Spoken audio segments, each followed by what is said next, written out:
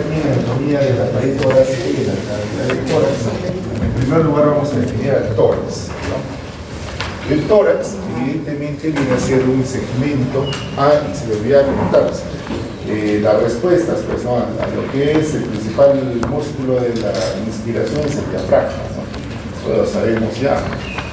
Y en cuanto al ángulo de Lewis, pues interfaz, ¿no? Corresponde a la segunda costilla, ¿no? Muy bien, el tórax, ¿no? El tórax, como les decía, es un segmento ya diferente de los que hemos estado estudiando. Y vamos a estudiar ahora lo que corresponde a las generalidades del tórax como región y además a lo que corresponde a lo que vienen a ser las partes de la pared torácica, ¿no? Cuando nosotros vemos el tórax, obviamente hay una anatomía de superficie. En esta anatomía de superficie van a resaltar algunos elementos de reparo anatómicos como lo que son pues, obviamente los acrónimos, la clavícula, la fosa supraclavicular, la fosa infraclavicular, la escotadura external superior. A partir de eso uno puede palpar el ángulo de Lewis y hacer los costados de la segunda costilla. A partir de eso yo puedo establecer claramente el primer espacio intercostal hacia arriba y hacia abajo los subsiguientes espacios intercostales, ¿no? También es importante conocer lo que son las líneas paraesternales. Paralelo al esternón, la línea medio clavicular, la línea axilar anterior, ¿no? Y demás reparos anatómicos como el surco del pectoral. Son reparos anatómicos que existen en la anatomía de superficie que a nosotros evidentemente nos van a ayudar para poder establecer algunos temas importantes para nosotros, como por ejemplo lo que viene a ser la capacidad de identificar puntos concretos, como por ejemplo los focos de aumentación cardíaca, ¿no? Ya sabemos pues, que hay focos neutrales, tipos, ¿no? Ahora, también en cuanto a la anatomía de superficie, pues es importante a nivel del tórax hablar de lo que son las mamas, ¿no? ¿Por qué? Porque las mamas son un órgano donde, ya por cultura general sabemos, asienta el primer número o el cáncer número 1 a nivel del Perú, ¿no? Que es el cáncer de mama, ¿no? Entonces obviamente es algo que tengo que dominar anatómicamente, porque probablemente muchas veces en mi vida profesional voy a tener que atender este tipo de problemas, ¿no? Bueno, además de esta anatomía general, cuando vemos el tórax, nosotros lo describimos como un cilindro a la pared torácica, ¿no? Y este cilindro, pues obviamente va a tener dos aberturas, una superior, que corresponde a lo que es la abertura torácica superior, y una inferior, que van a corresponder evidentemente la superior a lo que es la vértebra T1, la primera costilla y lo que es el borde superior del esternón. Mientras que la abertura torácica inferior se corresponde con la D12, con las dos últimas costillas y el borde costal de la décima más los cartílagos contraesternales, ¿no? Y la articulación entre el sifoides y el cuarto del esternón, ¿no? Eso es lo que corresponde a la abertura torácica inferior, ¿no? Ahora, obviamente este tórax va a ser una estructura que va a albergar dentro de sí a vísceras bastante importantes, ¿no? Como el corazón y los pulmones, que ahorita vamos a ver dónde están ubicados, ¿no? Si hablamos de la constitución de la propia pared, obviamente vamos a encontrar un esqueleto torácico que se conoce como el nombre de caja del tórax. Esta caja del tórax está compuesta evidentemente por las 12 vértebras torácicas, por 12 costillas y además por el esternón. Si hablamos de las costillas, vamos a ver que las 7 primeras se consideran costillas verdaderas, que también se les llama costovertebrales, ¿cierto? Mientras que las 8, 9 y 10 costillas, las que estamos viendo acá, se les considera no costovertebrales, sino costocobrales. ¿Ya? ¿Por qué? Porque cuando llegan a articularse, no llegan a articularse directamente con el esternón, con un cartílago articular, sino en realidad se están articulando con una masa común condral, ¿no? Y esa masa común condral es la que termina articulándose con el esternón, ¿no? Por el que se les considera como costillas falsas. Mientras que la 11ª y la 12ª costilla van a ser consideradas como costillas flotantes. ¿Ya? ¿Listo? Muy bien. Entonces en esto ya tenemos bastante claro cómo es esto de las costillas, ya he identificado cómo son las aberturas, ¿no? Y tendríamos que hablar de las funciones. A nivel del tórax vamos a encontrar tres funciones concretas, o sea, respecto de la pared, ¿no? La primera, obviamente, va a ser una función asociada a la respiración, que viene a ser lo más importante en la pared torácica. Y además, que no está muy desarrollado en su libro, ¿no? Por eso es que también son importantes las clases teóricas, porque aportamos conocimientos adicionales a los que ustedes tienen, ¿no? Y eso también es importante considerarlo, porque a pesar de que no está totalmente desarrollado en el libro, al haberse explicado, pues obviamente son contenidos que vienen en el examen.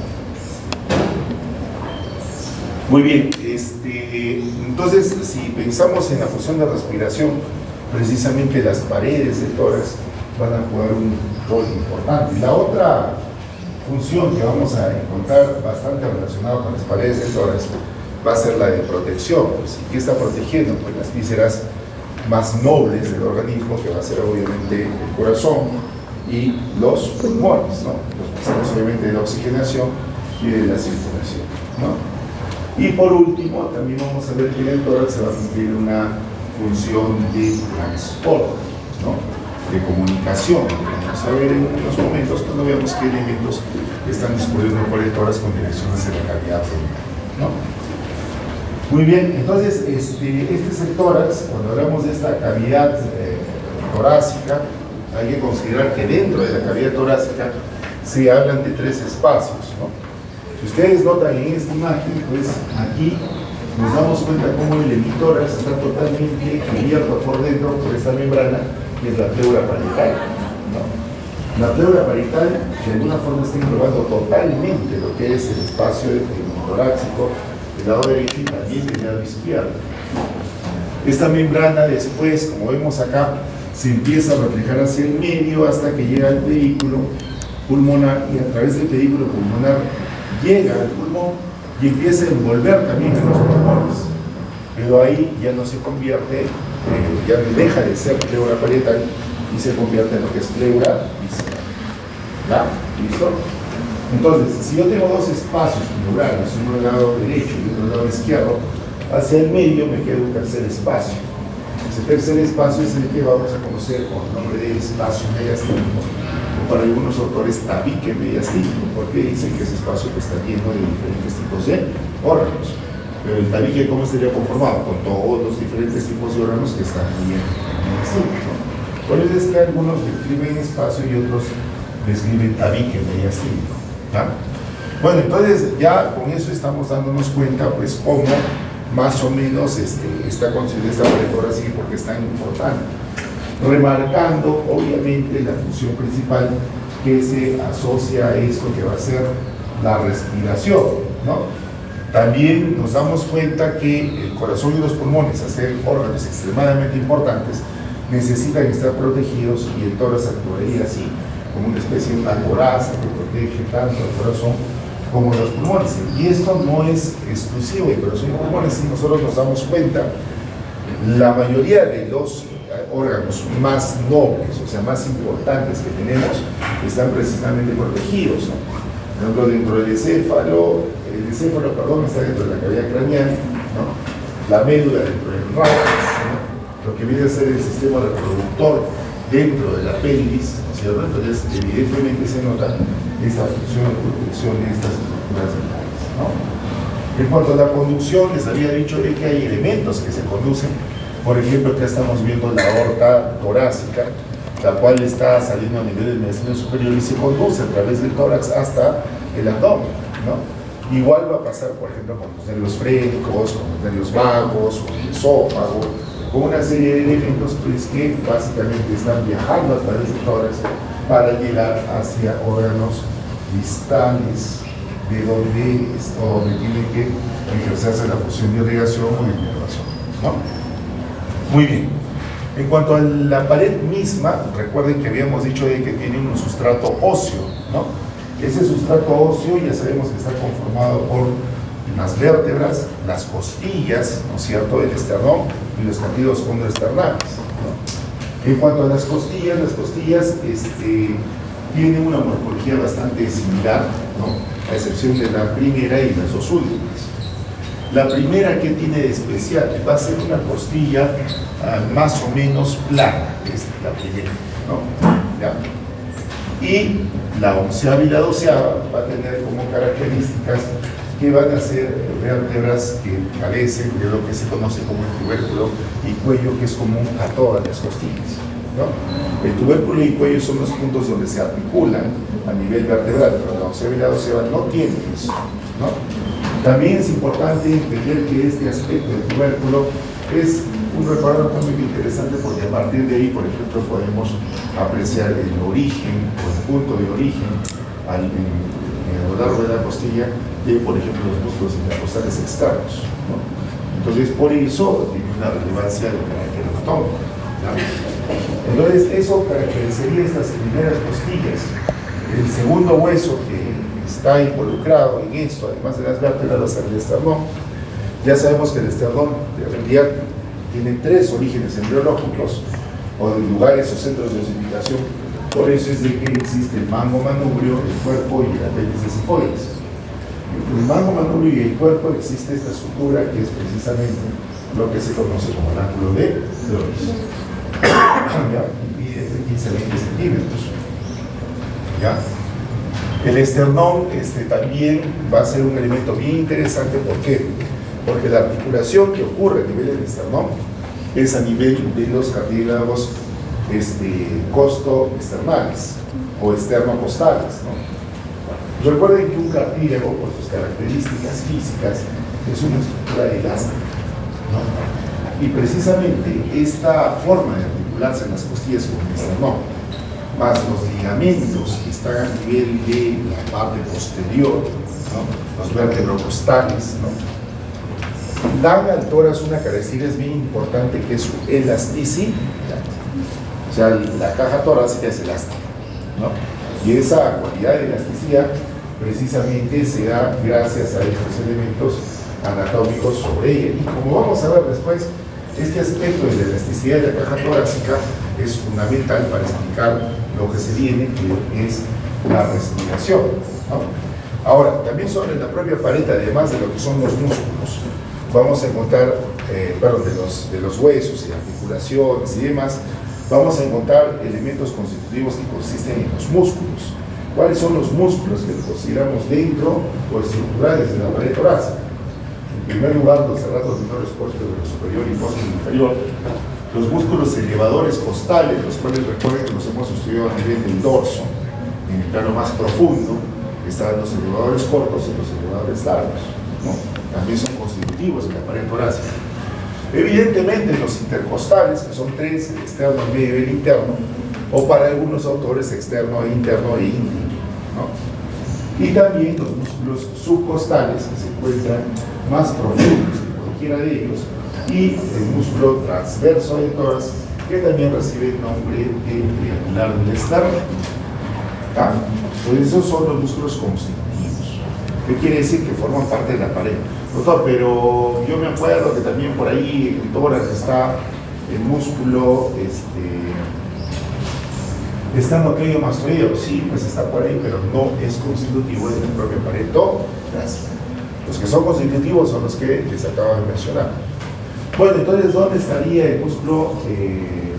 Aquí podemos ver algunos de ellos, como por ejemplo el músculo intercostal externo, el cual se origina a nivel de los tubérculos costales, en el borde inferior de las costillas, ¿no es cierto? Y desde ahí se termina insertando a nivel de una costilla inferior inmediatamente siguiente, ¿no? Se dice que la dirección de estos músculos va a ser de arriba hacia abajo y de atrás hacia adelante, ¿no? Entonces, si vemos concretamente este músculo, está bien claro y bien fácil darse cuenta que su función va a ser, cuando se contrae, elevar las costillas. Claro, es un elevador de las costillas. Ahora, por otro lado, tenemos también el músculo, acá es interno, pero es como les decía este autor, piensa interno e íntimo, ¿no? En realidad es el medio, ¿no? ¿Cómo lo distingo el medio? ¿No? La dirección de las fibras de este músculo va a ser con una dirección que viene de, de abajo hacia arriba y de atrás hacia adelante, ¿no es cierto? Entonces, como vemos acá, las dos fibras intercostales se van a cruzar totalmente. Y obviamente, la función del intercostal medio y del interno de ambos, por si acaso, va a ser la de llevar las costillas hacia abajo. ¿Ya? También un tema bien interesante, el intercostal externo solamente llega hasta ese nivel, hasta antes del cartílago costal, mientras que el interno y el medio, o sea, el medio, disculpen, sí va a llegar hasta los lugares de inserción condral de las costillas. ¿Ya? Entonces también hay diferencias anatómicas entre ellos, ¿no? Ahora, ¿cómo y por qué hay gente que divide este interno y medio y el interno sucesivamente? Porque cuando nosotros vemos el origen de este músculo pues está originado aquí a nivel de lo que es el borde superior de una costilla, y al insertarse arriba se abren dos asas. Una se va a insertar en la ceja anterior de lo que corresponde al surco para el paquete vasculonervioso intercostal en la costilla, y otro as se va a insertar en el surco posterior de lo que es el surco para el paquete vasculonervioso intercostal en las costillas. Por eso es que algunos autores lo consideran en realidad un solo músculo con dos asas de inserción, mientras que otros dicen no, son dos músculos diferentes, ¿no? Pero en realidad es muy interesante acordarme de esto, ¿no? Que en realidad el paquete vasculonervioso intercostal va a estar discurriendo entre el intercostal medio y el intercostal interno, por lo que les acabo de mencionar, ¿no? Bueno, estos ya les dije son depresores de las costillas. Los siguientes músculos que vamos a ver son precisamente los músculos serrato menor posterior superior y serrato menor posterior inferior. El posterior superior, como estamos viendo ahí, más que evidente, es un músculo elevador costal, mientras que el serrato menor posterior inferior es un músculo depresor de las costillas. ¿Ya? Es más que evidente viendo simplemente sus fibras, ¿no? Aquí veo el músculo intercostal interno y además veo por encima de ellos, ¿no? a estos músculos que se están extendiendo no directamente entre costilla y costilla, sino se dirigen, pero pasando un nivel de costilla, y estos van a ser los músculos subcostales, que básicamente se miran a nivel de la pared posterior de los músculos subcostales. También puedo darme cuenta que aquí del esternón, desde la parte media e inferior, se extienden haces que se dirigen obviamente a los bordes inferiores de los cartílagos condrales, ¿no? O de los vendrían a ser los puntos cartilaginosos de la articulación costoesternal, ¿no? Y evidentemente lo que pueden hacer también son depresores, porque tiran hacia abajo, ¿no es cierto? ¿Ya? Entonces ahí tenemos el músculo trémolo. Y por último, recordar estos que ya habíamos conocido, que son los músculos elevadores de las costillas. Algunos van a ser elevadores cortos y algunos van a ser elevadores largos. ¿Ya? ¿Listo? Y que ya los hemos estudiado en curso, ¿no? Bueno, ¿y quién inerva pues estos músculos? Pues, obviamente sabemos que la elevación de estos músculos va a estar a cargo de los nervios intercostales, ¿no es cierto? Los nervios intercostales. Muy bien, siguiendo con esto, tenemos que mencionar ya que vamos a tratar el tema de la respiración, al músculo más grande que vamos a encontrar limitando la cavidad torácica y la cavidad abdominal. ¿Quién es? Es el músculo diafragma. La abertura torácica superior se continúa con la región cervical de forma libre, ¿no? Pero el tórax no se continúa libremente con el abdomen, porque en el medio vamos a encontrar al diafragma, ¿ya? Al diafragma, que es un músculo bastante amplio, porque tiene que cerrar todo lo que es la abertura torácica inferior, y además este es el principal músculo asociado a la inspiración, ¿ya? O sea, el fenómeno inspiratorio. Aquí vemos una relación de los músculos ya descritos, con inserciones, inervación, paso rápidamente, ¿no? Y aquí nos detenemos un ratito a ver lo que son los famosos espacios intercostales, ¿no? Ya sé que a nivel costal, por el borde inferior, está lo que es el surco para el paquete vasculonervioso intercostal, y está discurriendo por acá la vena, la arteria y el nervio, por eso se dice van, ¿no es cierto? paquete vasculonervioso intercostal, ¿no? Y como vemos acá en esta imagen, puedo ver claramente al músculo intercostal externo, al intercostal medio y al intercostal interno. Medio interno como origen hacia abajo común. Por eso es que, como les decía, algunos autores solamente dicen interno, ¿no? Pero para nosotros, para los que son estudiantes, medio e interno. ¿Ya? ¿Listo? Y entre los dos haces de estos músculos, pues obviamente estaría descubriendo el paquete vasculonervioso intercostal, ¿no? También esta imagen me sirve para poder determinar cómo en general entonces está constituida la pared torácica, que es lo que pues, estamos estudiando en este momento, ¿no? Pues sabemos que hay piel, hay un tejido celular subcutáneo, después puede o no puede haber un músculo, ¿no? Por ejemplo, pueden ser las digitalizaciones del estrato mayor, puede ser el músculo pectoral mayor, ¿no es cierto? O sea, puede o no puede haber. Pero de ahí viene el músculo intercostal externo, el intercostal medio, el intercostal interno. Y por detrás de estos músculos aparece esta fascia de color blanco. ¿Quién es? Es la fascia endotorácica, ¿ya? Que está cubriendo totalmente la cavidad torácica. La fascia endotorácica cubre totalmente la cavidad torácica, ¿ya? Y más atrás de la fascia endotorácica recién encuentro lo que es la pleura parietal, ¿ya? Después de la pleura parietal existe un espacio, que es el espacio intrapleural, uno dice interpleural, eso mismo, ¿ya? Y después del espacio intrapleural, que evidentemente lo veo acá de color negro, continúa la pleura visceral, ¿no? Que es la pleura pero que está adosada al parénquima pulmonar, o sea, al cuerpo pulmón, ¿ya? Entonces, esa es la pared torácica, ¿no? Complejo, ¿no? No es solamente una sola cosa. Es bien interesante también entender lo siguiente. Este espacio intrapleural es relevante clínicamente, o sea, tiene una importancia para nosotros en la práctica médica fundamental.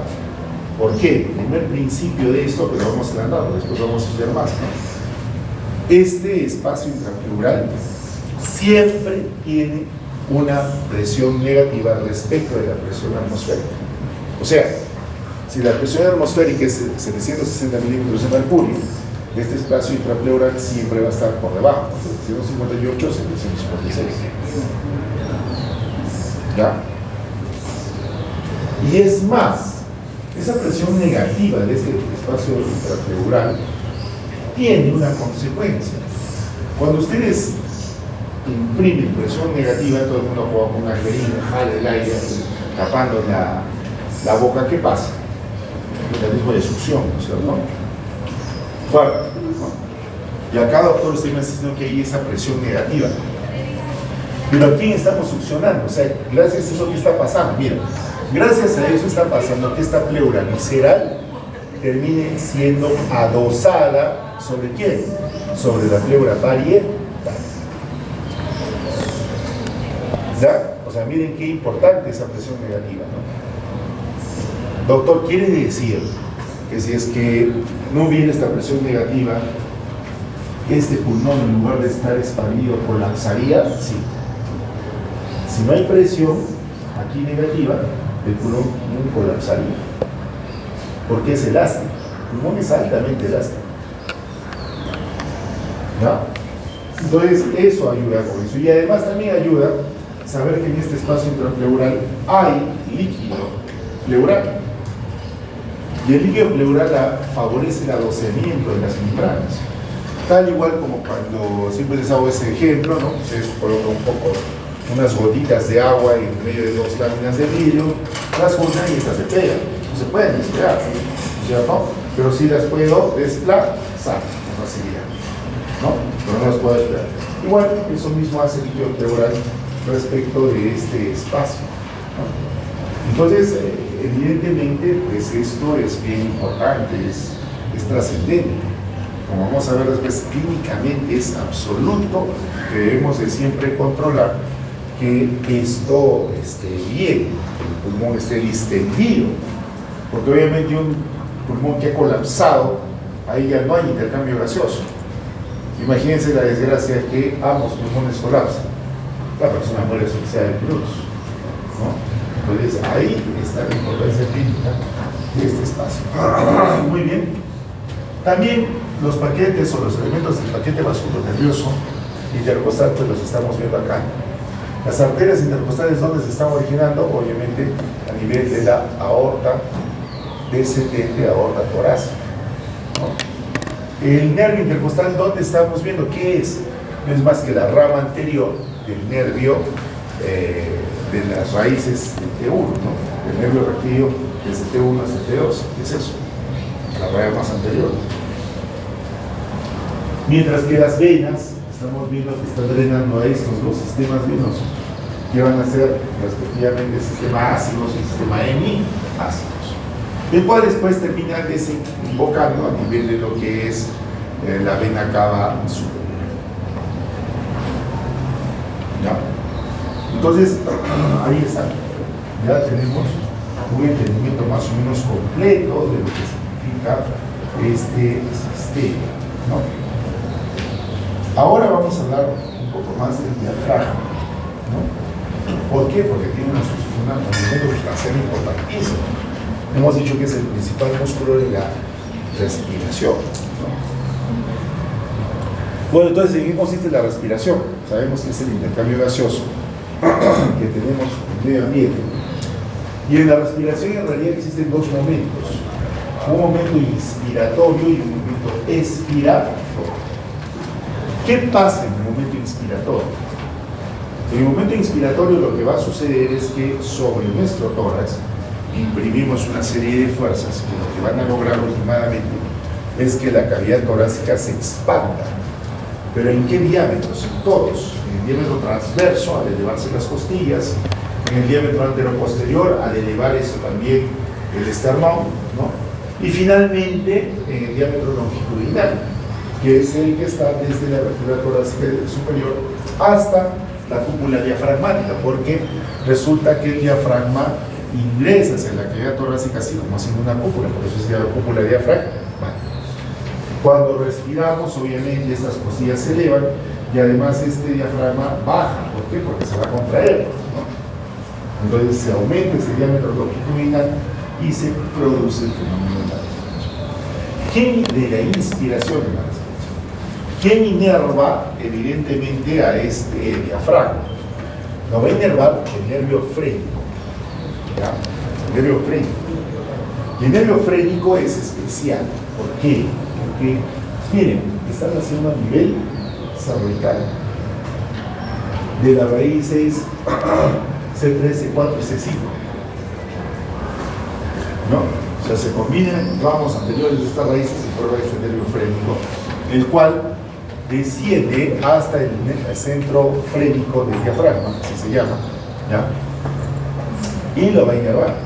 Ahora, también es un nervio que únicamente va a inervar al diafragma, porque en su referencia somática general pues estará inervando al diafragma, pero también a través de él están recorriendo fibras sensitivas que provienen del pericardio. O sea, hay una referencia somática general, no, visceral general, que viene desde el pericardio que acompaña el nervio frénico. Por eso es que en realidad a este nervio no se le llama frénico allá arriba, sino lo correcto es decir el nervio pericardio frénico. ¿Ya? Pericardio frénico. El pericardio frénico. Ahora, este nervio frénico, en cuanto a su origen, que es el 13, 4 y C5, también tiene importancia clínica para nosotros. ¿Por qué? Porque cuando nosotros enfrentamos lesiones medulares, ¿no? O vértebro-medulares, lo que mucho estamos atentos es a qué nivel se produce la lesión. Obviamente las lesiones bajas, el L1, el plano, van a producir efectivamente, si son graves, cuadros de parálisis, ¿no? Pero ¿qué pasa si es más alto? Obviamente van a involucrarse las funciones motoras de más órganos. ¿Qué pasa si es a nivel cervical? Si es a nivel cervical por debajo de C4 hasta por debajo de C5, lo que va a ocasionar es una cuadriplegia. O sea, la persona estaría paralizada de todo, desde el cuello para abajo. Pero sin embargo va a seguir viva. ¿Por qué va a seguir viva? Porque el diafragma, el nervio que inerva el diafragma, ya nació, y al haber nacido ya, está inervando el diafragma, y este diafragma va a mantener la respiración de esta persona. ¿Se dan cuenta? Tiene que potente, qué importante, ¿no? Esa pregunta que les he hecho hace un momento, pues tiene una relevancia brutal, ¿no? Ya. Doctor, ¿y qué pasaría si la lesión es más arriba? Entre C3, C4, C2, no. Si las lesiones son más arriba, por lo general son incompatibles con la vida. ¿Por qué? Porque en el momento en que se produce la lesión, la persona va a hacer una parálisis respirar, se muere.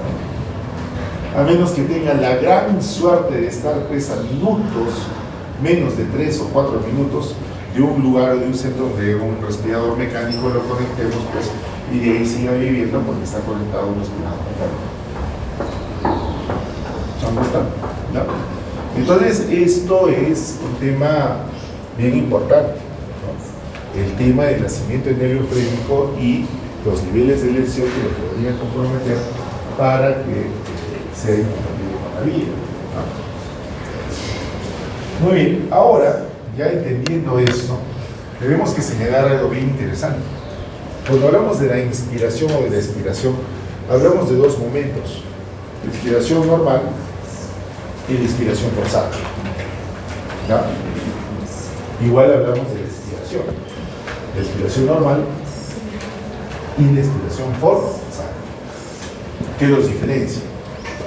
La inspiración normal, pues evidentemente, es esta inspiración que nosotros tenemos, pues, un momento de reposo, como están ustedes están respirando, están inspirando, expirando, ¿no? Con tranquilidad, con reposo, no están haciendo ninguna actividad física exigente ni nada. Pero cuando ustedes hacen una actividad física exigente, es necesario pasar a la inspiración forzada, ¿ya? Y obviamente va a ser más forzada entre tanto la demanda de oxígeno sea mayor. Entonces, si yo hablo de inspiración, los mecanismos inspiratorios, tengo que entender que siempre la inspiración implica un gasto energético. Y ese gasto energético se traduce en la contracción de algunos músculos. Entonces, la inspiración normal, ¿quién es el que es responsable de esa elevación de las costillas, del aumento del diámetro? Obviamente el diafragma y los músculos intercostales son los principales músculos en inspiración normal. Doctor, pero ¿y si es que estoy corriendo, estoy haciendo un gran ejercicio intenso? Entonces ahí empezarán a jugar un rol los músculos accesorios de la respiración o de la inspiración. ¿Quiénes serán estos accesorios de la inspiración? Pues ya los hemos estudiado, ¿no? El cerrado posterior superior, los músculos escalenos, ¿no? Los músculos, hasta los serratos mayores también. Todos estos músculos que favorezcan que nosotros podamos elevar las cosas, ¿no? Todo eso es la inspiración forzada, ¿no? La expiración es al revés. La expiración normal no requiere de gasto energético, ¿ya? La expiración no requiere de gasto energético. Entonces, doctor, ¿cómo boto el aire? Fácil. Recuerda que habíamos dicho que la pared torácica es elástica y en base a la presión negativa intrapleural, el pulmón puede transmitir esa fuerza de elasticidad también a la pared torácica, porque el pulmón también es elástico, ¿no? Entonces, esas dos elasticidades se van a sumar para que la expiración sea un fenómeno que no me gaste energía en condiciones normales. Eso es lo que están ustedes. ¿Ya? Entonces, ¿qué tiene que hacer, doctor, en la expiración, el diafragma y los intercostales? Tienen que relajarse. Nada más que eso. No gastan energía. ¿Ya?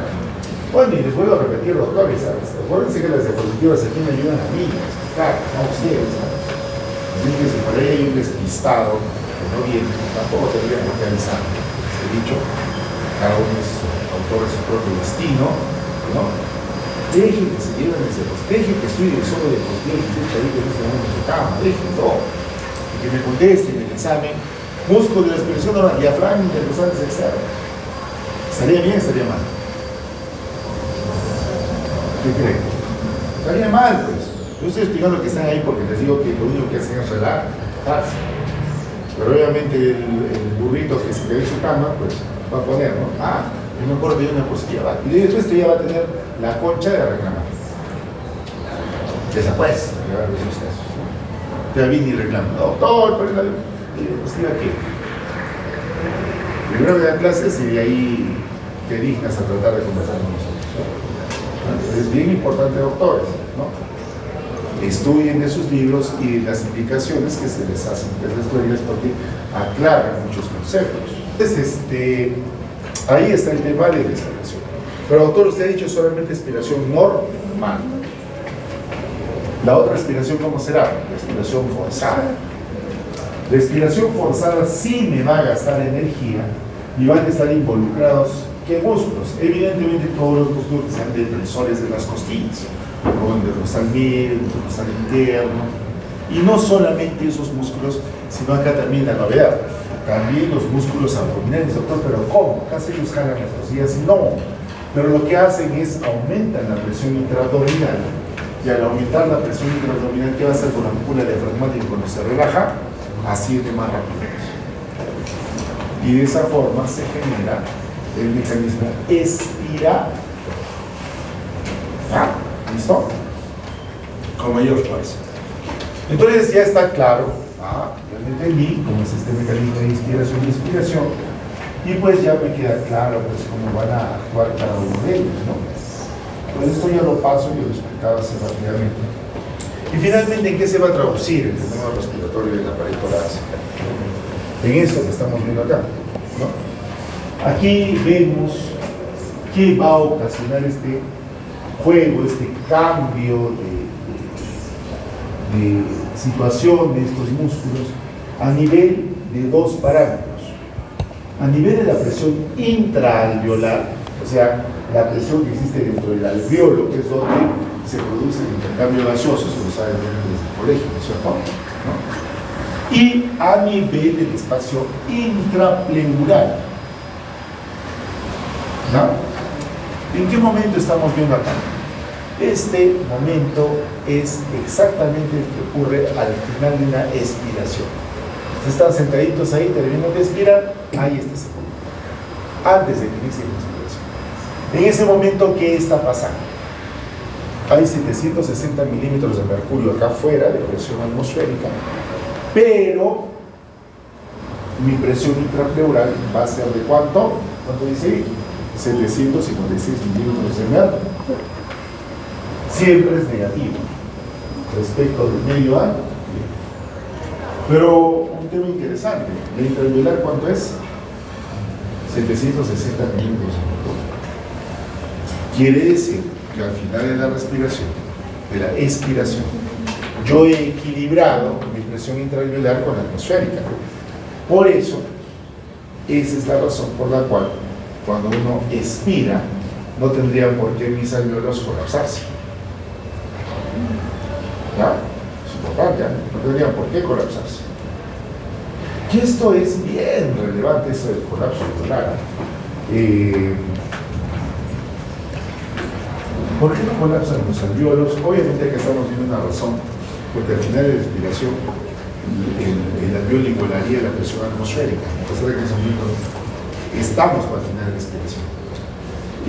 Otro tema por el cual no colapsa es porque dentro de los alveolos hay unas células que se llaman neumocitos tipo 2. Eso lo vamos a hacer más en pulmón, pero se los adelanto, pues tienen curiosidad, ¿no? Estos neumocitos tipo 2 generan un líquido que es el famoso líquido surfactante.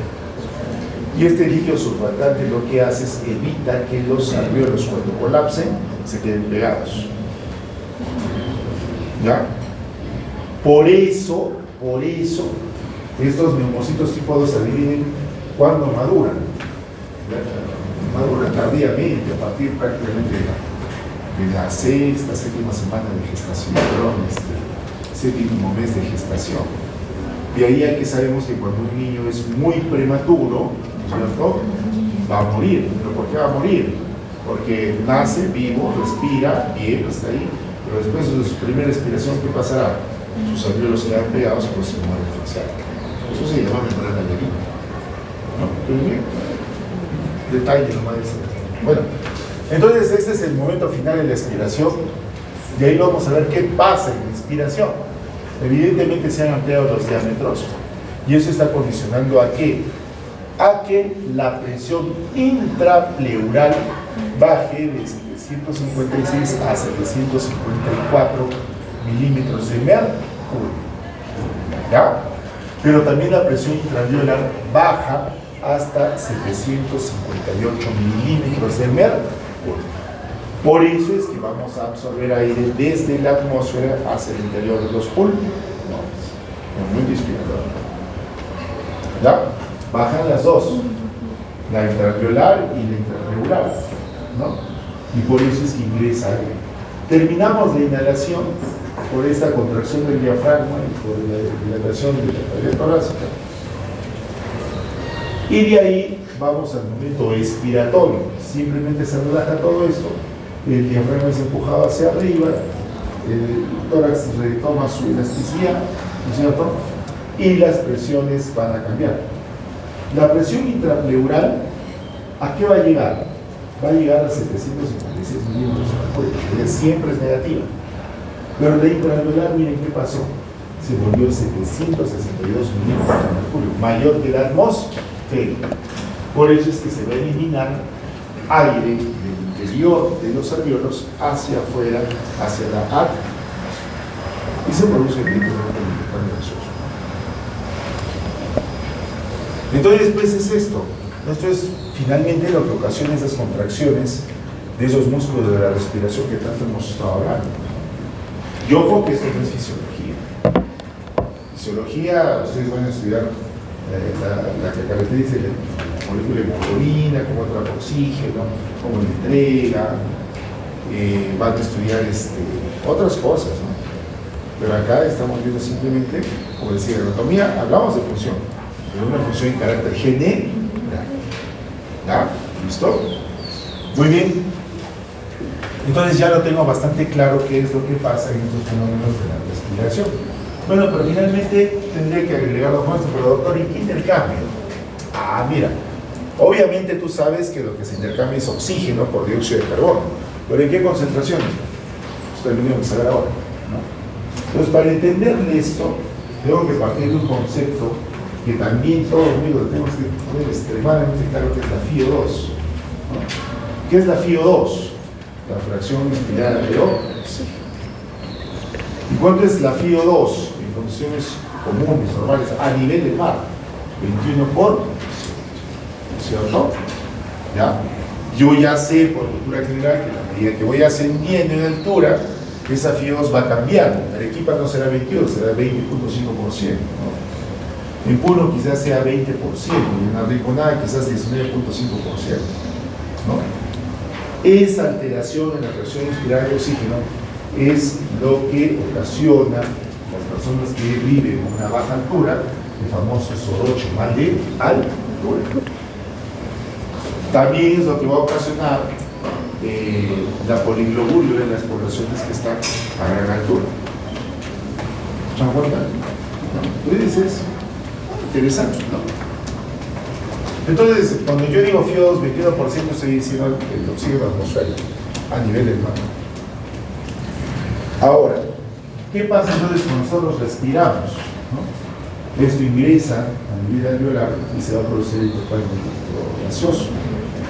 De 21%, ¿cuánto es el porcentaje de oxígeno que se va a la sangre? Miren, llega a ser el 14%, el 7%, ¿no? Pasa a la sangre. ¿Ya? Mientras que el dióxido de carbono, que en la atmósfera era 0.3%, 0.3 mililitros, lo que equivale más o menos a 0.04%, pasa a nivel del alveolo a conformar el aire alveolar en un 5%. ¿De acuerdo? ¿Y el resto qué es? El resto es nitrógeno. ¿Ya? Entonces, evidentemente, ¿no? está y existe el intercambio gaseoso, ¿no? Un 7 y un 5%, 7% de oxígeno y un 5% de dióxido de carbono. Y ahora, pero acá hay un dato bien interesante, dice aire expirado. O sea, aire alveolar no es lo mismo que aire expirado. Esto será lo que está atrapado dentro del alveolo y esto será lo que está botándose, porque nosotros estamos exhalando, ¿no? Pero ¿qué me parece curioso? Que, doctora, que está a 14 y que está a 16, ¿qué quiere decir? ¿Que fabricamos oxígeno? Doctor, y acá baja, o sea, volvemos a reabsorber el dióxido de carbono. No, lo que me quiere decir este cuadro, de una forma clarísima, es que el intercambio gaseoso solo se da a nivel alveolar. Cuando yo exhalo, voy a mezclar ese aire alveolar con el aire que quedó atrapado en mis vías aéreas, en el cual no había intercambio gaseoso y estaba en estos rangos, 21% y 0,04%. Mezclo ambos aires y el resultado es ese aire expirado. ¿Se dan cuenta? ¿No? Entonces, ¿qué me quedó de este cuadro? Toda la vida. Que no todo lo que entra se intercambia. Solo se intercambia lo que está a nivel alveolar. Ya hay una fracción de aire que haga lo que haga, se va a quedar atrapado a nivel de la propia vía aérea. ¿Ya? ¿Listo? Muy bien. Entonces, comprendí. Y una vez que digo esto, entonces es útil hablar de lo que son los volúmenes. Si nosotros en este momento le hacemos una espirometría, ahí sentaditos como están, nos ponemos acá su boquilla y estamos midiendo cuánto está intercambiando de aire, descubriremos eso. Estamos acá, ustedes inspiran, botan, este volumen de aire que están tomando de la atmósfera y que le están devolviendo a la atmósfera en condiciones comunes, que es la que tiene en ese momento, se conoce con el nombre de volumen tidal. ¿Y cuánto es este volumen tidal? Son 500 mililitros. Eso no está subido, por supuesto. Son 500 mililitros. Pero de ello puedo hacer un ejercicio y decirles, muy bien, ahora que exhalaron, van a tomar todo el aire que puedan, hasta donde puedan, totalmente, llenen completamente sus pulmones. Entonces, evidentemente van a superar el volumen tidal y van a seguir inspirando hasta que terminan de copar totalmente sus pulmones. ¿Cómo se llama eso? Eso se llama el volumen inspiratorio de reserva. ¿Ya? El volumen inspiratorio de reserva. ¿Cuánto es este volumen? Entre 1900 mililitros a 3100 mililitros. Doctor, ¿pero por qué varía tanto? Pues a ver, voy a poner acá a la cachimba de bolsillo y voy a poner a su compañero de 1,90 m. Más que evidente darse cuenta quién intercambia más gastos, ¿no? Ya, por eso es que varía tanto. ¿Ya? Muy bien. Entonces, tenemos el volumen inspiratorio de reserva. Después de que tú has inspirado todo lo que puedes, te diría, ¿sabes qué? Ahora vas a botar todo lo que puedas. Entonces ustedes van a empezar a expirar y obviamente van a botar todo ese volumen inspiratorio de reserva. Después van a botar el volumen tidal, pero sorprendentemente después de eso van a seguir botando aire, más del que pudieron inspirar. ¿Cómo se llama eso? Eso va a ser el volumen expiratorio de reserva. ¿Ya? Y el volumen expiratorio de reserva va a ser entre 1200 y 700 mililitros. Es todo lo que pudieron botar. ¿Ya? Pero doctor, hace un momento usted nos ha explicado algo. Que haga lo que haga, me esfuerce, me ponga azul, no podría botar todo el aire que está dentro de los pulmones, ¿no es cierto? De hecho que sí, no podríamos botar eso. Yo sé que todavía queda aire en los pulmones. ¿Cómo voy a decir este aire que está quedando? Te voy a decir volumen residual. ¿Ya? Y ese volumen residual va a ser entre 1100 y 1200 mililitros.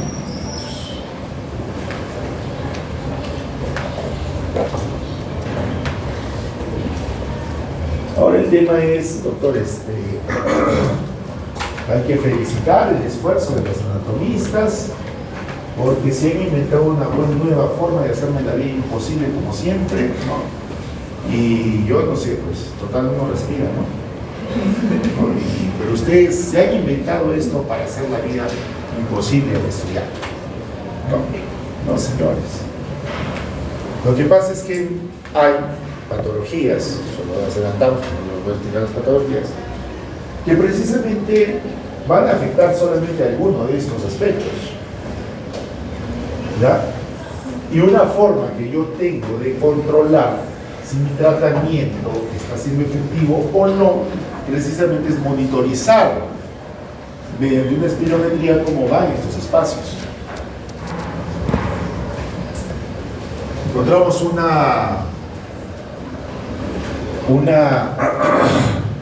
una patología común. Por ejemplo, hablemos del famoso asma, ¿no? El asma, lo que ocurre es que el aire, en otras palabras, queda atrapada dentro de sus pulmones. ¿Por qué? Porque ingresó el aire al alveolo, cuando trata de salir hay una broncoconstricción. ¿Y qué hace esa broncoconstricción? Atrapa el aire dentro del alveolo. ¿Ya? Entonces, el pulmón de un asmático no bota todo el aire como ustedes botan, bota poco, ¿vale?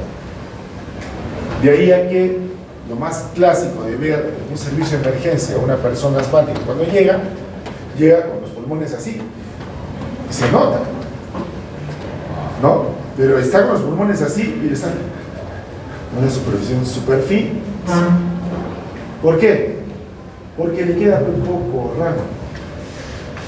Entonces, si yo estoy atrapando aquí, ¿habrá o no habrá una afectación en el volumen residual? Cuando yo digo botar hasta acá no, ¿se dan cuenta? No va a botar hasta acá nomás.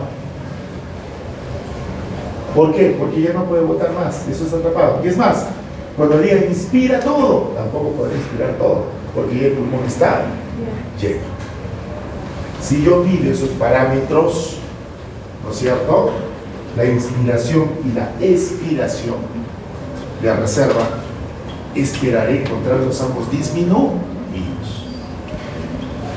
Doctor, ¿y hay un parámetro para eso? Sí, eso se llama capacidad vital. La capacidad vital, ¿qué es? El volumen inspiratorio de reserva más el volumen tidal más el volumen inspiratorio de reserva. Doctor, ¿y para qué la mide? ¿Solamente porque le gusta ver y entender cómo uno sufre? No, porque yo estoy dando un tratamiento a esa persona. Si le estoy haciendo un seguimiento y cada 15 días le estoy pidiendo una espirometría, ¿qué espero? Que con el tiempo y con el tratamiento esto empiece nuevamente a ser normal, ¿no es cierto? De ahí preciso decir, ¿se siente usted bien o no se siente bien? O sea, en forma objetiva yo puedo darme cuenta, sí está respondiendo al tratamiento. O al revés, no está respondiendo al tratamiento. ¿Se dan cuenta? Por eso, no es porque nos inventemos nuevas formas de torturarlos, es porque son conocimientos relevantes para ustedes. ¿Ya? Muy bien. Entonces ya entendí qué es la capacidad vital, que va entre 4.800 y 3.100 mililitros. ¿Qué es la capacidad inspiratoria? El volumen tidal más el volumen de reserva inspiratoria. ¿Qué es la capacidad funcional residual? Es el volumen residual más el volumen inspiratorio de reserva. ¿Qué es la capacidad pulmonar total? Todo. El volumen residual más volumen inspiratorio de reserva más volumen tidal más volumen inspiratorio de reserva. ¿Ya? Entonces, como ven, es importantísimo. Obviamente no voy a hacer la clínica ahora de cada una de las enfermedades de neumología, pero ya me di cuenta por qué tengo que saber esto, ¿no? Por qué tengo que conocerlo, ¿ya? Muy bien, entonces Ahí se resume. ¿Para qué estudié mi músculo de la respiración, mis espacios, todo? Para eso, pues. Acabamos de ver. Muy bien, doctor, ya sé entonces cómo funciona el músculo de la respiración, sé cómo funciona esto de los espacios, el intercambio gaseoso, sé que es FiO2, ¿no? Sé qué volumen es desplazo, ¿no? Muy bien, pero, doctor, ¿y cómo lo regulo, pues? O sea, ya todo funciona ya, excelente, pero ¿cómo se regula? Entonces se regula mediante diferentes mecanismos. En primer lugar, nosotros tenemos aquí, a nivel de los músculos que están involucrados en la pared torácica, receptores de distensión. Entonces, esos receptores de distensión informan a lo que es mi sistema nervioso y mis centros inspiratorios y expiratorios cuál es la situación y posición del músculo. ¿Ya? Por eso es que esto es autonómico. Por eso es que cuando ustedes están durmiendo, ¿no es cierto? Siguen respirando, a pesar de que son músculos ¿de qué tipo? Estriados. Pero hay un automatismo en la respiración. ¿Ya? Muy bien, ese es un mecanismo. La propia fibra muscular informa qué está haciendo, ¿no? Otro mecanismo de regulación es el que se localiza a nivel del seno carotídeo y el callado órtico, donde vamos a encontrar quimioreceptores. Quimio viene de químico, pues, ¿no? ¿Y qué hacemos ahí? Detectamos la concentración de oxígeno en sangre. Obviamente, si yo detecto que hay una baja en la concentración de oxígeno en la sangre, ¿qué voy a hacer? Voy a mandar toda una cascada de reflejos que últimamente lo que van a producir es aumento en la frecuencia respiratoria, ¿no? ¿Cuánto es el promedio de la frecuencia? El promedio son 14 respiraciones por minuto. Unos dicen de 12 a 16, bueno, mínimo 14. ¿Ya? Entonces esto es capaz de estimular lo que conocemos como los centros de control respiratorio, que es a nivel del tronco encefálico, y estos a su vez van a estimular a los centros de respiratorios que están a nivel del bulbo encefálico, ¿no? Entonces unos son los centros de control y otros son los centros respiratorios y expiratorios, o sea, los centros que van a mandar directamente el comando para la contracción de los músculos de la inspiración o de la expiración. ¿Ya? Entonces, entendidos mecanismos, por ejemplo, los músculos, los quimioreceptores, concentración de oxígeno, ¿no? También, obviamente, hay un control voluntario. Donde ustedes pueden asumir el control voluntario de su respiración. ¿No? Doctor, ¿y para qué? Pues, cuando toque un ejemplo que comúnmente hacemos con mis amigos, ¿no? Con algunos amigos, y a mí mismo me gusta mucho la casa submarina, ¿no? Entonces nos vamos en lancha a lugares donde veamos que hay zócalo, ¿no? Porque es más fácil cazar ahí, ¿no? ¿Y qué hacemos? Antes de sumergirnos, ¿no? Nos sentamos ahí en el bote y empezamos a hiperventilar, ¿no? Y empezamos a hacer un rato. ¿Qué estamos haciendo? Estamos oxigenándonos, estamos hiperoxigenándonos. Pero lo que estamos buscando es tratar de oxigenar la mioglobina. Porque no solamente la hemoglobina se oxigena, también la mioglobina. ¿No? ¿Para qué? Para que permita que nosotros podamos mantenernos más tiempo en esa condición de anoxia mientras hacemos la casa. ¿Ya? Entonces eso también es importante, ¿no? Entonces, ¿qué quiere decir? ¿Podemos controlar voluntariamente la respiración? Sí. ¿Con fines específicos? Sí. De hecho que sí. ¿Ya? Muy bien, ahí estamos con el tema de la oxigenación. Ahora, ¿qué también modifica la respiración? Obviamente el sistema nervioso autonómico, ¿no? O sea, el control desde el hipotálamo, del simpático y parasimpático, y especialmente el simpático, también va a influir sobre los centros de control respiratorio y va a aumentar, por ejemplo, la frecuencia respiratoria. Caso típico, ¿no? Chispas, estoy en mi tercera fase, me falta 20 para aprobar, llega el doctor Perse con los exámenes teóricos, los empieza a repartir, ¿no es cierto? ¿Y cómo está su respiración? ¿No? ¿No? Así no, espera. ¿Qué es eso? Una reacción autonómica. ¿Quién la produjo?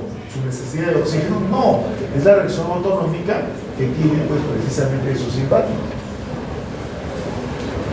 ¿Ya? Entonces también hay un control autonómico de la respiración. ¿Ya? Muy bien, entonces con eso está bastante claro. A la larga pasa eso, baja la presión arterial, se estimulan los quimioreceptores, se estimula el centro respiratorio, finalmente aumentamos la contracción de los músculos inspiratorios y eso mejorará la ventilación, ¿no? De alguna forma, el rol que va. Muy bien. Ahora vamos a estudiar un poco más del mediastino, ¿no? Ya que en esta clase pues hacemos esa generalidad. Ya sabemos que el mediastino es un espacio para un tabique, lo tengo que dividir en partes, lo que es el mediastino superior y el mediastino inferior. ¿Cómo divido el mediastino? Fácil, una línea transversa que vaya desde el ángulo de Lewis hasta el borde inferior de la vértebra articular. Todo lo que está por arriba será el mediastino superior y todo lo que está por debajo será el mediastino inferior. Pero a su vez el mediastino inferior se va a dividir en tres espacios. ¿Por qué? Porque resulta que en el mediastino inferior, en el medio, acá, existe también otro espacio que está delimitado por la membrana que es el pericardio, o sea, por el saco pericardio. ¿Por qué existe este espacio en primer lugar? Pues es obvio, ya me había dado cuenta cuando hablaba de paredes del tórax, que las modificaciones de los volúmenes a nivel del tórax van a condecir una mejor o una absorción de gases o una eliminación de gases, ¿no es cierto?, del medio ambiente. Eso es física pura. Pero si es que mi corazón estaría ahí, feliz, tranquilo, dentro de la cavidad torácica, también estas modificaciones de volumen terminarían afectando la capacidad de absorber sangre del corazón y de enviarla después cuando se contrae, ¿o no? Es obvio, ¿no? ¿Cómo evito eso? Generándole un espacio propio para el corazón, exclusivo, que sea independiente de la contracción torácica, o de su ampliación, o de su regreso a su contracción. Entonces, ¿cómo se llama ese espacio? Va a ser el saco pericardio, que es constante, ¿no? Entonces, para eso existe esa. ¿No? Y el saco pericárdico me va a dividir lo que es el mediastino en tres espacios. El mediastino anterior, que está por delante del saco pericárdico y detrás del esternón, el propio pericardio conforma lo que es el mediastino medio, y por detrás del mediastino medio encuentro el mediastino posterior. ¿Ya? Cada uno de estos espacios con sus respectivos órganos, por si acaso, ¿no?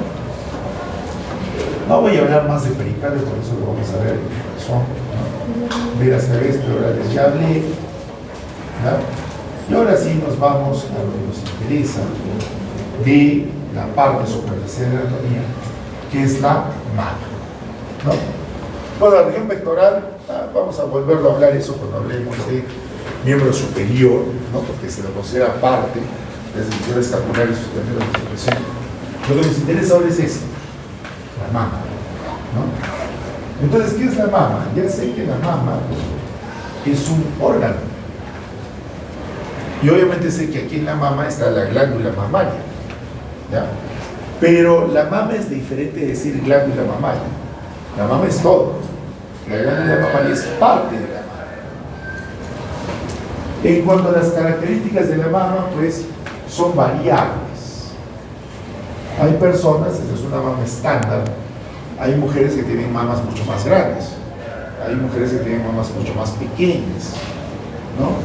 Hay una variabilidad en la forma. Esta es una mama de una característica más o menos esférica. Hay mamas cónicas, ¿no es cierto?, que tienen la forma de conitos, ¿no? Y hay diferentes tipos de características que van a definir a estas mamas. ¿Ya? Últimamente, ¿qué es lo que vamos a aprender ahora? ¿No? Que la forma y el volumen de la mama no está determinado por la glándula mamaria, sino por la grasa que está alrededor de la glándula mamaria. Es el tejido adiposo mamario. ¿Ya? Entonces, es una primera máxima. ¿Ya? O sea, una mujer con doctor hiperpoderosa fabricará más leche, no, solo tiene más grasa en la región. ¿Ya? ¿Por qué? Porque pues, la fabricación de leche, ¿de quién dependerá? De la propia glándula mamaria. Y les acabo de decir que esto sí suele ser constante. ¿Y en qué es constante? En las glándulas mamarias constan entre 15 a 20 lóbulos productores de leche. ¿Ya? Constante en relación a cada uno de estos lóbulos da origen a estos conductos que se conocen con el nombre de conductos galactófonos. Entonces, ¿cuántos habrá? Entre 15 a 20 conductos galactófonos. Estos se van a dirigir hasta el pezón, ¿no es cierto? Y antes de desembocar en el pezón se van a dilatar, condicionando lo que son los senos galactófonos.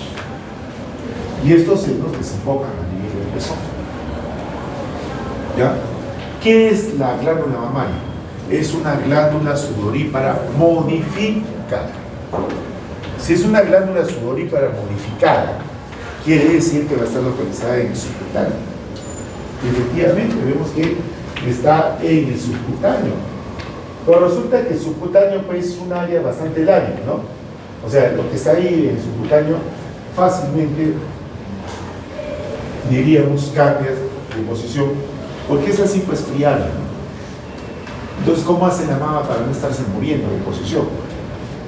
De lo que es el estroma mamario, o sea, las fibras conectivas que están rodeando al parénquima mamario, parten estos filamentos de tejido conectivo que se conocen como el ligamento suspensorio de Cooper.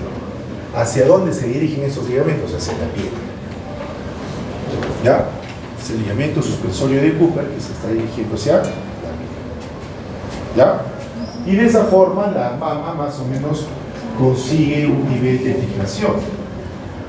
¿Ya? ¿Qué más pasa? También veo que esta mama está apoyada directamente sobre parte de la aponeurosis del pectoral mayor. ¿Ya? Pero entre el pectoral mayor y la mama, acá, vamos a encontrar una bursa serosa, que es la bursa serosa del Chassagnat, ¿ya?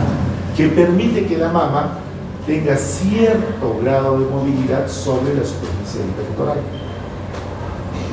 Por eso es que, sobre todo en las mujeres, son las que se pueden dar cuenta de esto, cuando están echadas la posición de la mama es diferente de cuando están paradas. La mama pareciera deslizarse ligeramente sobre los pectorales. ¿Ya? Esa es la razón. Entonces, ahí estamos viendo esto, la glándula mamaria. ¿Ya?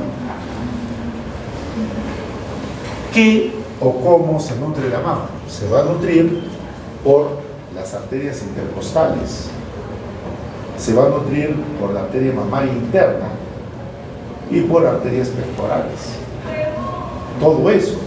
¿Por qué? Imagínense pues su punto de nutrición debe ser importante, sobre todo en el tema de la gravidez, porque le tienen que llegar constantemente nutrientes para fabricar leche y obviamente darle al niño, ¿no es cierto? Entonces pues necesita una gran cantidad de afluencia y de irrigación. ¿Y el drenaje venoso cómo será? Aquí es bien interesante, porque en la mama se describen dos plexos, un plexo venoso superficial y un plexo venoso profundo. El superficial se le conoce como plexo venoso de Watson, ¿ya? Y este plexo venoso es bien importante. ¿Por qué?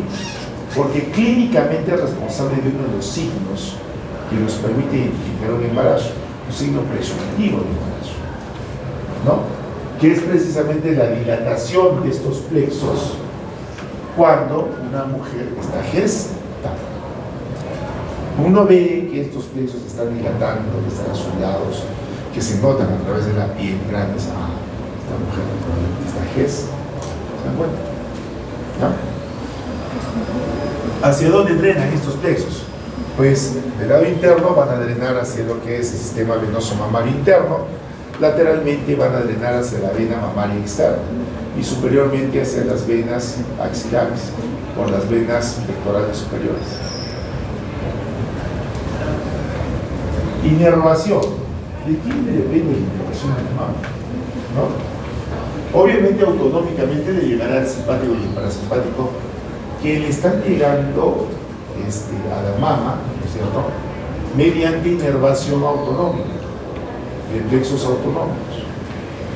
Pero lo que me parece más interesante cuando hablamos de mama es la inervación de la piel de la mama. ¿Por qué? Porque resulta que la areola y el pezón son responsables de un reflejo bien importante. Cuando se estimula por la succión de la areola y el pezón, ¿qué va a pasar? Vamos a mandar una señal que finalmente va a llegar a nivel de lo que es los centros autonómicos, a nivel de lo que es el hipotálamo, y va a producir dos cosas. Va a producir la fabricación y la secreción de prolactina. O sea, cuando ustedes ven una estimulación de la mama y del pezón, se va a fabricar prolactina. Por eso es que una mujer, para que produzca leche, no necesita necesariamente estar embarazada. A veces es bastante común, les comento, ¿no?, que por ejemplo en la práctica sexual, ¿no?, haya pues succión de las mamas. Ya es parte de su práctica sexual. Y aquí también es importante que recalque esto, pues, o sea, estamos en medicina, pues. Yo no puedo decir sexo, penetración, ay, dijo penetración, agua bendita, ¿no? Ay, voy a darle mis oídos, ¿no? Es medicina, o sea, la parte sexual la asumimos como algo tan natural como respirar. Entonces, en las prácticas sexuales a veces hay estimulación mamaria, es una fijación de repente de la pareja sexual, y eso produce que la mujer empiece a fabricar leche, ¿no? Y obviamente también que las mamas se vuelvan más turgentes por este estímulo, ¿no? Entonces, estímulo de areola y pezón, fabricación de prolactina, ¿no? Pero también producen otra cosa. La estimulación de la areola y el pezón produce la liberación de oxitocina. La oxitocina es una hormona que tiene varios roles. En primer lugar, la oxitocina como hormona favorece la contracción del músculo liso. O sea, cuando libera oxitocina, estos músculos que están acá a nivel de los retornos se contraen. Por ello es que ustedes van a ver si tienen una hermana, su mamá, no sé quién, ustedes mismas, ¿no? Hay mamás que escuchan el llanto del bebé e inmediatamente empiezan a expulsar leche, ¿no? ¿Qué pasó? Un reflejo condicionado, oxitocina, y expulsan leche. ¿Ya? También la oxitocina tiene un rol bien interesante, ¿dónde? A nivel del sistema nervioso central, porque es una hormona que genera el apego entre las personas, ¿no? De ahí a que cuando el bebé lacta, se genera pues el apego entre el bebé y la madre, ¿no? Y la madre genera ese apego. Y es tan importante, hay varios estudios, por ejemplo, en los que se practica el tema de lactancia precoz, ¿no? Y la cual es cuando estos bebés los exponen así, inmediatamente nació, lo colocan en el pecho de la mamá y succiona, la probabilidad de que ese bebé sea abandonado es bajísima. Cuando no hay lactancia precoz y hay la intención de la madre de abandonarlo, lo abandona. Interesante, ¿no? O sea, miren lo potente de esta hormona, de los oxitocina. Ahora, ¿solamente generará oxitocina la mamá? No, también la genera el bebé. ¿Por qué? Porque la estimulación labial en la succión también pues libera oxitocina, también genera ese apego del bebé por la madre. ¿Por qué creen que los enamorados se besan? ¿Porque simplemente quieren compartir bacterias? No, porque obviamente la estimulación de los labios libera oxitocina, y esa oxitocina está en relación a esa sensación de placer y apego que van a generar. ¿Ya? ¿Listo? Muy bien, entonces eso es importante. ¿Cómo se consigue esa estimulación, que sería lo importante, ¿no? Obviamente a través de los nervios intercostales, que van a darle la inervación a ese dermatoma que más o menos la areola mamaria y el pezón estará correspondiendo a los dermatomas T4, T5, o sea, entre T3 y T5, T4 el principal. ¿Ya? Entonces, ahí, una sensación, como ven ustedes, interesantísima, pues, ¿no? Una sensación somática, pero que finalmente me está gatillando un tipo de lo que es un arco reflejo visceral. La liberación de oxitocina y la liberación prolactina son totalmente viscerales. Siempre acordémonos esto, esta división que hacemos de lo que es somático y visceral es académico. O sea, es para que me entienda mejor, pero realmente no es así. O sea, no es de que yo diga, yo soy somático, nada, tengo que ver con visceral. No, mentira, acá estamos viendo un ejemplo, ¿no es cierto? ¿Ya? ¿Listo? O como lo que al revés también funciona. Ustedes que se creen seres pensantes, ¿no es cierto? Incluyéndome a mí también, por si acaso, no solo ustedes por una perspectiva.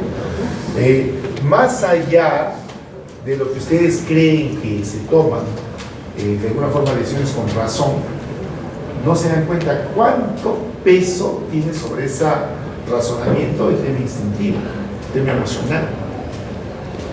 ¿No? Por eso es que la meditación profunda sirve, porque me permite ir distinguiendo esos planes de definición de realidad visceral enmascarados de razón y llegar a la razón pura. ¿No? Entonces eso es interesante. ¿No? Muy bien, lo último, drenaje linfático de la mama. El drenaje linfático de la mama es importantísimo. ¿Por qué? Porque resulta, ya les he dicho, de los principales cánceres en el Perú están acá, principal cáncer en el Perú. Entonces este cáncer tiene una cualidad que es que su principal vía de diseminación es linfática. ¿No? Entonces yo tengo que saber hacia dónde va el linfa de la mama. ¿No? Para entenderlo mejor, la mama se divide en 4 cuadrantes. ¿No? Hay cuadrantes mediales y cuadrantes laterales. Inclusive el cuadrante inferior y los cuadrantes laterales preferentemente van a drenar hacia dónde.